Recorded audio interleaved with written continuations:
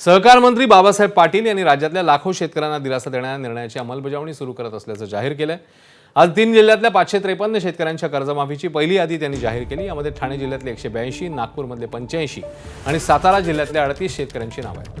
केंद्र सरकारच्या आयकर विभागाकडून जो डेटा सरकारला अपेक्षित होता तो मिळालाच नाही, पण मुख्यमंत्र्यांचा वाढदिवस आणि अजित पवारांची पहिली जयंती याच दिवशी सरकारनेही केवळ 553 शेतकऱ्यांची यादी जाहीर केली आहे। आमचा अधिकारी दिल्लीमध्ये ठाण मांडून आहे आणि आम्हाला पुढच्या 3 ते 4 दिवसात आयकर विभागाचे तपशील मिळतील असं सहकार मंत्र्यांनी सांगितलंय। आतापर्यंतची तिरंगाई पाहता पुढच्या 3 ते 4 दिवसातही तो मिळेल की नाही याची शाश्वती नाहीये।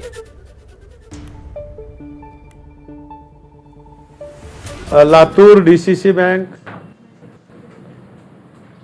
133 आणि अमाऊंट तुम्हाला सगळी मी यादी देतो, फक्त पिनिपिसचे नाव सांगतो।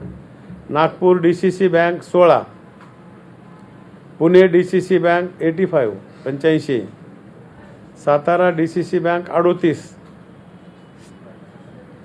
आणि ठाणे डीसीसी बँक 182 अशी एकूण सभासदाची संख्या 553 आणि अमाऊंट हे 2,99,37,540 हे आता कन्फर्म झालेले आहेत।